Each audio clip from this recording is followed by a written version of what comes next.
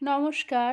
আমাদের আজকের গল্প প্রখ্যাত বাঙালি সাহিত্যিক ও রম্য রচয়িতা রাজশেখর বসু ওরফে পরশুরামের লেখা আতার পায়েস। এই বিখ্যাত ছোট গল্পটি তাঁর কৃষ্ণকলি ইত্যাদি গল্প সংকলনের অন্তর্ভুক্ত। এটি একটি হাস্যরসাত্মক গল্প যেখানে মাস্টার প্রবোধ ভট্টাচার্য ও তার ছাত্রদের কর্মকাণ্ড ফুটে উঠেছে।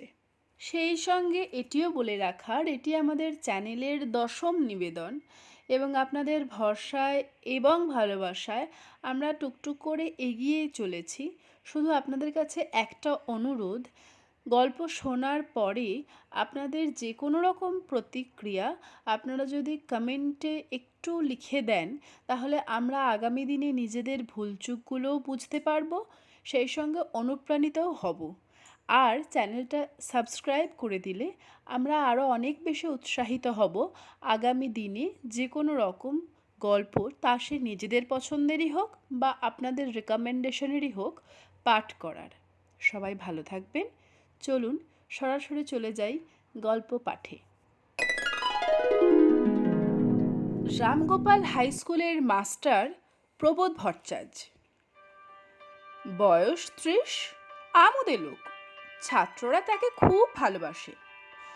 পুজোর বন্ধের দিন কতক আগে ৫টি ছেলে তার কাছে এলো।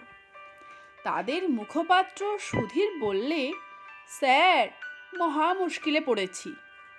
প্রবোধ জিজ্ঞাসা করলেন, ব্যাপার কি? গেল বছর আমার বড়দার বিয়ে হয়ে গেল, জানেন তো। তার শ্বশুর ভৈরব বাবু খুব বড় লোক। দেওঘরের কাছে গণেশ মুন্ডায় তাঁর একটি চমৎকার বাড়ি আছে। বৌদি বলেছে সে বাড়ি এখন খালি। পুজোর ছুটিতে আমরা জনকতক স্বচ্ছন্দে কিছুদিন সেখানে কাটিয়ে আসতে পারি। এ তো ভালো খবর, মুশকিল কি হলো? ভৈরববাবু বলেছেন, আমাদের সঙ্গে যদি একজন অভিভাবক যান তবেই আমরা সেখানে থাকতে পারি। তোমার বড়দার তার বউকে নিয়ে যাও না। তা হবার জো নেই, ওরা মাইসোর যাচ্ছে। আপনি আমাদের সঙ্গে চলুন স্যার। ক্লাস 10-এর আমি, ক্লাস 9-এর নিমাই, নরেন, সুরেন আর ক্লাস 8-এর পিন্টু, আমরা এই 5 জন যাব। আপনার কোনো অসুবিধা হবে না। সঙ্গে চাকর যাবে তো? কোনো দরকার নেই, সেখানে দারোয়ান আর মালি আছে, তারাই সব কাজ করে দেবে। খাবার জন্য ভাববেন না স্যার, আমরা সঙ্গে স্টোভ নেব, কারি পাউডার নেব, চা, চিনি, গুঁড়ো দুধ আর বিস্কুটও দেদার নেব। ওখানে সস্তায় মুরগি পাওয়া যায়। বৌদি কারি রান্না শিখিয়ে দিয়েছে। ওখানকার দারোয়ান পাড়ে যে ভাত, রুটি যা হয় একটা বানিয়ে দেবে, আমরা নিজেরা দুবেলা ফাউল কারি রাঁধবো, তাতেই হবে না? প্রবোধ বললে, সব তো বুঝলুম, কিন্তু আমাকে নিয়ে যেতে চাও কেন? মাস্টার সঙ্গে থাকলে তোমাদের ফুর্তির ব্যাঘাত ঘটবে না? সজোরে মাথা নেড়ে সুধীর বললে, মোটেই না, একদম না, কিচ্ছু ব্যাঘাত ঘটবে না। আপনি সেরকম মানুষই নন স্যার। আপনি সঙ্গে থাকলে আমাদের ফুর্তি 3 ডবল হবে। নিমাই, নরেন, সুরেন সমস্যারে বললে, নিশ্চয় নিশ্চয় নিশ্চয়। পিন্টু বললে, স্যার, কোনান ডয়েলের সেই লস্ট ওয়ার্ল্ড গল্পটা ওখানে গিয়ে কিন্তু বলতে হবে। প্রবোধ যেতে রাজি হলো। দেওঘর আর জসিডির মাঝামাঝি গণেশমুন্ডা পল্লীটি সম্প্রতি গড়ে উঠেছে। বিস্তর সুদৃশ্য বাড়ি, পরিচ্ছন্ন রাস্তা, প্রাকৃতিক দৃশ্যও ভালো। ভৈরববাবুর অট্টালিকা ভৈরব কুটির আর তার প্রকাণ্ড বাগান দেখে ছেলেরা আনন্দে উৎফুল্ল হলো এবং ঘুরে ঘুরে চারদিক দেখতে লাগলো। বাগানে অনেক রকমের ফলের গাছ আছে। গোটা কতক আতা গাছে বড় বড় ফল ধরেছে। অনেকগুলো একেবারেই তৈরি, পেড়ে খেলেই হয়। প্রবোধ বললে, ভারী আশ্চর্য তো, ভৈরববাবুর দারোয়ান আর মালি দেখছি অতি সাধু পুরুষ। সুধীর বললে, মনেও ভাববেন না তা। আমি এখানে এসে সব খবর নিয়ে নিয়েছি স্যার। দারোয়ান মেহিপাড়ে আর মালি ছেদি মাহাতো, এদের মধ্যে ভীষণ ঝগড়া। দুজনে দুজনের ওপর কড়া নজর রাখে, তাই এ পর্যন্ত কেউ চুরি করবার সুবিধা পায়নি। প্রবোধ বললে, আত্মকলহের ফল এই, পাড়ে আর মাহাতো যদি একমত হতো তবে স্বচ্ছন্দে আতা বেচে দিয়ে লাভটা ভাগাভাগি করে নিতে পারত। নিমাই বললে, আচ্ছা স্যার, আমাদের দেশ নেতাদের মধ্যে তো ভীষণ ঝগড়াঝগড়ি, তবুও চুরি হচ্ছে কেন? সুধীর বলে, যা যা, জ্যাঠামি করিসনি, আগে বড় হ, তারপর পলিটিক্স বুঝবি। নিমাই বললে, যদি 2-3 সেরে দুধ জোগাড় করা যায় তবে চমৎকার আতার পায়েস হতে পারে, আমি তৈরি করা দেখেছি, খুব সহজ। সুধীর বললে, বেশ তো, তুই তৈরি করে দিস।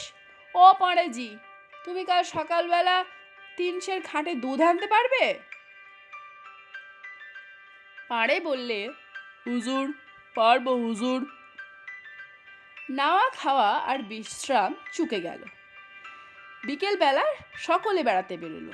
ঘণ্টাখানিক বেরোবার পর ফেরবার পথে সুধীর বললে, দেখুন স্যার, এই বাড়িটি কি সুন্দর, ভীমসেন ভিলা। গেটের ওপর কি চমৎকার করে হলদে হলদে থোকা থোকা ফুল ফুটে উঠেছে। আকাশের দিকে হাত বাড়িয়ে পিন্টু চেঁচিয়ে উঠল, ওই ওই ওই দেখ, একটা নীলকণ্ঠ পাখি উড়ে গেল। নিমাই বললে, এদিকে আসুন স্যার, কি ভয়ানক পেয়ারা ফলেছে, কাশির পেয়ারার চাইতেও বড় বড়। নিশ্চয়ই এ বাড়ির দারোয়ান আর মালির মধ্যে খুব ঝগড়া, তাই তারা চুরি করতে দেয়নি। ফটকে তালা নেই। সুধীর ভিতরে ঢুকে এদিক ওদিক উঁকি মেরে বলল, কাউকে তো কোথাও দেখছি না, কিন্তু ঘরের জানলা খোলা, মশারি টাঙানো রয়েছে, বোধহয় সবাই বেড়াতে গেছে। দারোয়ান, ও দারোয়ান, দারোয়ানজি, ও মালি। কোনো সাড়া পাওয়া গেল না। তখন সকলে ভিতরে এসে ফটকের পাল্লা ভেজিয়ে দিল। নিমাই বললে, একটা পেয়ারা পারবো স্যার? প্রবোধ বললে, বাজারে প্রচুর পেয়ারা দেখেছি, নিশ্চয়ই খুব সস্তা, খেতে চাও তো কিনে খেও, বিনা অনুমতিতে পরের দ্রব্য নিলে চুরি করা হয়, তা জানো না? জানি স্যার, চুরি করবো না, শুধু একটা চেখে দেখবো কাশির পেয়ারার চাইতে খেতে ভালো না মন্দ। প্রবোধ পিছনে ফিরে গম্ভীরভাবে একটা তাল গাছের মাথা নিরীক্ষণ করতে লাগলো। মৌনম সম্মতি লক্ষণম ধরে নিমাই গাছে উঠল। পেয়ারা পেড়ে কামড় দিতে দিতে বললে, উফ, বোম্বাই আমি চাইতেও মিষ্টি। সুধীর বললে, এই নিমে, স্যারকে একটা দে। নিমাই একটা বড় পেয়ারা নিয়ে হাত বুলিয়ে বললে, এই নিন, ধরুন স্যার, চেখে দেখুন, চমৎকার।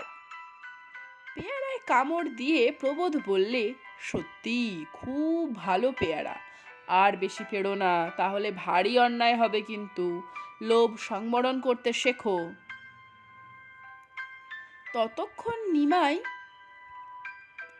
ততক্ষণে নিমাইয়ের সব পকেট বোঝাই হয়ে গেছে, তার সঙ্গীরাও প্রত্যেকে 2-3টে করে পেড়ে নিয়েছে। সুধীর বললে, এই নিমে, শুনতে পাচ্ছিস না বুঝি? স্যার রাগ করছে, নেমে আয়, নেমে আয় চট করে, এক্ষুনি হয়তো কেউ এসে পড়বে। হঠাৎ ক্যাঁচ করে গেটটা খুলে গেল। একজন মোটা বৃদ্ধ ভদ্রলোক আর একটি রোগা মহিলা প্রবেশ করলেন। দুজনের হাতে গামছায় বাঁধা বড় বড় দুটো পোঁটলা। নিমাই গাছের ডাল ধরে ঝুলে ধূপ করে নেমে পড়ল। বৃদ্ধ চেঁচিয়ে বললেন, হ্যাঁ, এসব কি? চল বেঁধে আমার বাড়িতে ডাকাতি করতে এসেছো? ভদ্রলোকের ছেলেদের কি এই কাজ? জব্বু সিং, জব্বু সিং, বেটা গেল কোথায়? পোটলা দুটি নিয়ে মহিলা বাড়ির মধ্যে ঢুকলেন। ঝব্বু সিং একটা লোটা বৈকালিক ভাং খেয়ে তার ঘরে ঘুমোচ্ছিল। এখন মনিবের চিৎকারে উঠে গাঢ় চোখ রগড়াতে রগড়াতে বেরিয়ে এলো। সে হুঁশিয়ার লোক। গেটে তাড়াতাড়ি তালা বন্ধ করে লাঠি থুকতে থুকতে বললেন, হুজুর, হুকুম দেন তো, থানে মেয়ে খবর দেয়া আসি। हो बैजनाथ जी, छिया भद्दर आदमी छैले एक ही काम। হুজুর বললেন, খুব হয়েছে, ডাকাতরা চোখের সামনে লুটে নিলে আর তুমি বেহুশ হয়ে ঘুমোচ্ছিলে। তারপর মশাইদের আগমন কোত্থেকে হলো? এরা তো দেখছি সব ছোকরা, বজ্জাতি করবারই বয়স, কিন্তু তুমি তো বাপু খোকা নও, তুমি বুঝি দলের সর্দার? প্রবোধ হাত জোর করে বললে, মহা অপরাধ হয়ে গেছে স্যার। এই নিমাই, সব পেয়ারা দারোয়ানজির জিম্মা করে দাও। আমরা বেশি খাইনি স্যার, মাত্র 2-3টে চেখে দেখেছি, অতি উৎকৃষ্ট পেয়ারা। কি তার তো হলুম শুনে, এরা বোধহয় স্কুলের ছেলে। তোমার কি হয়, এরা কি নাম? আগে আমার নাম প্রবোধচন্দ্র ভট্টাচার্য, মানিকতলার রামগোপাল হাই স্কুলের মাস্টার। এরা সব আমার ছাত্র, পুজোর ছুটিতে আমার সঙ্গে বেড়াতে এসেছে।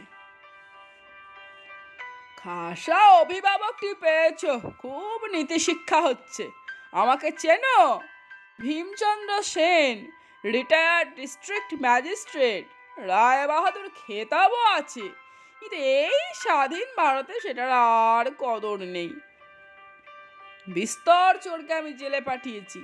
তোমার স্কুলের সেক্রেটারিকে যদি লিখি আপনাদের প্রবোধ মাস্টার এখানে এসে তার ছাত্রদের চুরি বিদ্যে শেখাচ্ছে, তাহলে কেমন হয়? যদি কর্তব্য মনে করেন তবে আপনি তাই লিখুন, আমি আমার কৃতকর্মের ফল ভোগ করব। তবে একটা কথা নিবেদন করছি, কেউ অভাবে পড়ে চুরি করে, কেউ বিলাসিতার লোভে করে, কেউ বড়লোক হবার জন্য চুরি করে, কিন্তু কেউ কেউ, বিশেষ করে যাদের বয়স কম, তারা নিছক ফুর্তির জন্যই চুরিটা করে। আমি অবশ্যই ছেলে মানুষ নই, কিন্তু এই ছোট ছোট ছেলেদের সঙ্গে মিশে এই শরৎ ঋতুর প্রভাবে আর আপনার এই সুন্দর বাগানটির শোভায় মুগ্ধ হয়ে আমারও একটু বালকত্ব এসে পড়েছে। এই যে পেয়ারা চুরি দেখছেন, এ ঠিক মামুলি কুকর্ম নয়, এ হচ্ছে শুধু নবীন প্রাণরসের একটু উচ্ছলতা। ওরে নবীন আমার কাঁচা, পুচ্ছটি তোর উচ্ছেছে তুলে নাচা। রবি ঠাকুর তোমাদের মাথা খেয়েছেন। বিয়ে করেছো? করেছি স্যার। তবে পুজোর ছুটিতে বউকে ফেলে এখানে এসেছো কি করতে? বনে না বুঝি বউয়ের সঙ্গে? আগে খুবই বনে, কিন্তু তিনি তার বড়লোক দিদি আর জামাইবাবুর সঙ্গে শিলং গেলেন। আর আমি এই ছেলেদের আবদার আর ঠেলতে পারলাম না, তাই এখানে এসেছি। স্যার, যে কুকর্ম করে ফেলেছি তার বিচার একটু উদারভাবে করুন। আপনি ধীর স্থির প্রবীণ বিচক্ষণ ব্যক্তি, ছেলে মানুষই ফুর্তির বহু ঊর্ধ্বে উঠে গেছেন। আমাকে জরদগব কি ধর ঠাউরেছ নাকি? তাহলে কি আশা করতে পারি যে আমাদের আপনি ক্ষমা করলেন? আমরা কি যেতে পারি? পেয়ারাগুলো নিয়ে যাও, চোরাই মাল আমি স্পর্শ করি না। আচ্ছা, এখন যেতে পারো, এবারকার মতো মাপ করা গেল। এমন সময় মহিলাটি বাইরে এসে বললেন, কি বেয়াক্কেলে মানুষ গো তুমি! এরা তোমার এজলাসের আসামি নাকি? তুমি এদের মাপ করবার কে? তোমাকে মাপ করবে কে শুনি? এখন যেও না বাবারা, এই বারান্দায় একটু বসো। ভীমবাবু বললেন, এদের খাওয়াবে নাকি? আমার ভাড়ার তো ঢুঢু, চা পর্যন্ত ফুরিয়ে গেছে। হরি সরকার বাজার থেকে ফিরলে তবে হাঁড়ি চড়বে। সে তোমাকে ভাবতে হবে না, যা আছে তাই দেব। 10 মিনিট সবুর করতে হবে বাবারা। গৃহিণী ভেতরে গেলেন। ভীমবাবু বললেন, উনি ভীষণ চটে গেছেন, না খাইয়ে ছাড়বেন না। অগত্যা ততক্ষণ এই এজলাসেই তোমরা আটকে থাকো। এখানে উঠেছো কোথায়? প্রবোধ বললে, ভৈরব কুটিরে, স্টেশনের দিকে যে রাস্তা গেছে তারই ওপর। ভীমবাবু বললেন, কি কি সর্বনাশ! যার ফটকের পাশে বেগুনি বোগনভেলিয়ার ঝাড় আছে সেই বাড়ি? আগে হ্যাঁ, কেন, বাড়িটায় কোনো দোষ আছে? না, দোষ তেমন কিছু নেই, তোমরা ওখানে উঠেছো ভাবতে পারিনি। নিমাই বললে, ভূতে পাওয়া বাড়ি নাকি? ভূত কোন বাড়িতে নেই, এ বাড়িতেও আছে। ও পাড়ার চেয়ে বড্ড চোরের উপদ্রব এ পাড়ার চাইতে বেশি। একটু পরে ভীমবাবুর পত্নী একটা বড় ট্রেতে বসিয়ে একটি ধূমায়মান গামলা এবং গোটাকতক বাটি আর চামচ নিয়ে এলেন। ভীমবাবু একটি টেবিল এগিয়ে দিয়ে বললেন, এ কি এনেছো? আতার পায়েস যে, এর মধ্যেই তৈরি করে ফেললে? গৃহিণী বললেন, আর তো কিছু নেই, এই দিয়ে একটু মিষ্টিমুখ করুক। ভীমবাবু বললেন, সবটাই এনেছো নাকি? হ্যাঁ গো হ্যাঁ, আর লোভ করো না বাপু, ছেলেরা যে পেয়ারা পেড়েছে, তাই না হয় একটা খেও, চিবুতে না পারো সেদ্ধ করে দেব। সুধীর সহাস্যে বলল, স্যার, আমাদের ওখানে বিস্তর আতা ফলেছি, বড় বড়, কাল সকালে পায়েস বানিয়ে আপনাদের দিয়ে যাব। ভীমবাবু বললেন, না না না না, অমন কাজটি করো না, আতা আমার সয় না। ভৈরব কুঠিরে ফিরে এসে নিমাই বললে, এ কি, গাছের বড় বড় আতাগুলো গেল কোথায়? সুধীর বললে, বোধহয় পাড়ে যে সর্দারি করে পেড়ে রেখে দিয়েছে। ও পাড়ে, আতা কি হলো? পাড়ে ব্যস্ত হয়ে এসে মাথায় একটু চাপড় মেরে করুণ কণ্ঠে বলল, কি খাবো হুজুর, বহু ঝামেলা হয়ে গেছে। মোটা সব বুড়া বাবু আর এক দুবলা সব মাইয়া এসেছিল। বাবু পটপট আতা ছিঁড়ে নিলে, আমি মানা করলে খাপা হয়ে বললে, চওড়া আলু। আমার डर লাগলো, शायद कोई बड़ा अफसर होगा, शायद कोई बड़ा अफसर होगा। বাবা বাবা। সুধীর বললে, হাতে লাল গামছা ছিল? জি हाँ, उसी में तो बांध के लिए गए। হাসির প্রকোপ একটু কমলে নিমাই বললে, হলধর দত্তর চড়ে